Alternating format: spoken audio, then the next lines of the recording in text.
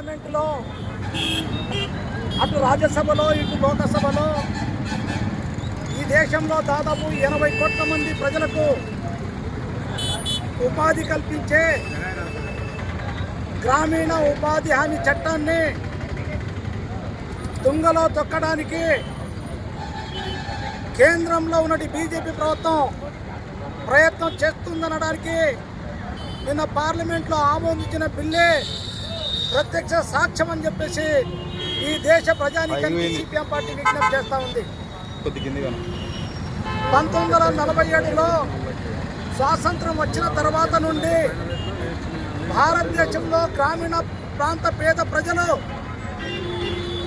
మాకు ఉపాధి గ్యారెంటీ ఇవ్వాలని చెప్పేసి అనేక రకాల పోరాటాలు చేసిన ఫలితంగా 2005లో పార్లమెంటులో ఆ రోజు వామపక్షాల యొక్క మద్దతుతో ఉన్నటువంటి యూపీఏ 1 ప్రభుత్వం వామపక్షాల ఒత్తిడి మేరకు గ్రామీణ ఉపాధి హామీ చట్టాన్ని తీసుకుని వచ్చి గ్రామీణ ప్రాంతంలో కనీసం 100 రోజులు పని గ్యారెంటీని ఒక హక్కుగా కల్పించిన చరిత్ర భారతదేశంలో ఉంది అనే విషయాన్ని ప్రజలు గమనించాలని చెప్పి కోరుతా ఉన్నా. మొత్తం ఆ పథకం యొక్క మొత్తం బాధ్యత కూడా కేంద్ర ప్రభుత్వం నిధుల ద్వారానే ఆ పథకాన్ని అమలు చేయాలని చెప్పి చట్టంలో ఉంది. కానీ ఆ చట్టాన్ని 2014 తర్వాత నరేంద్ర మోడీ వచ్చిన తర్వాత నిధుల్ని తగ్గిస్తూ కోతలు కోస్తూ పని దినాల్ని తగ్గిస్తూ ఇంకా ఈ పథకానికి వెళ్ళడం కంటే మౌనంగా ఉండడం మంచిదనే భావన వచ్చేలాగా చేసి ఈరోజు ఈ దేశ స్వతంత్రం కోసం తన ప్రాణాల్ని త్యాగం చేసిన మహాత్మా గాంధీ పేరు లేకుండా వికసిత్ భారత్ అంట విబిజీ రామ్జీ అంటే ఈ దేశంలో రాముని పరిపాలన కొనసాగించడం కోసం ఈ పేరు పెట్టాం. రామును భక్తుడు మహాత్మా గాంధీ కాబట్టి మహాత్మా గాంధీ కంటే ఆయన భక్తుడు, ఆయన ఎవరైతే దేవుడిగా భావిస్తారో అట్లాంటి పేరు పెట్టడం వల్ల తప్పు కాదు, మహాత్మా గాంధీ యొక్క కోరిక నెరవేర్చినట్టు అని చెప్పేసి ఈరోజు నిస్సిగ్గుగా కేంద్ర ప్రభుత్వం చెప్తుందంటేనే భారతదేశంలో మతరాజ్యాన్ని ఏ రకంగా తీసుకుని చాలా స్పష్టంగా అర్థమవుతుంది. కానీ దౌర్భాగ్యం ఏమంటే ఇప్పుడు మార్పు చేసినటువంటిది చట్టం కాదు, ఇప్పుడు గతంలో చట్టంగా ఉండేది ఇప్పుడు దాన్ని పథకంగా మార్చేశారు, స్కీమ్గా మార్చేశారు.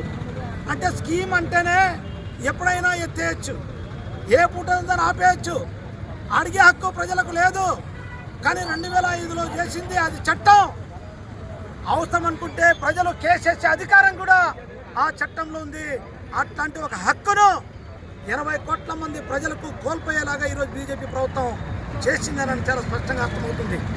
కానీ ఈరోజు ఏంటి, రాష్ట్ర ప్రభుత్వాలు స్పందించాలి, చంద్రబాబు నాయుడు స్పందించాలి, తెలంగాణ ముఖ్యమంత్రి స్పందించాలి. ఈరోజు ఏం చెప్పింది, 60% నిధులు మాత్రమే కేంద్ర ప్రభుత్వం ఇస్తుంది, 40% రాష్ట్రాలు భరించాలని చెప్తుంది.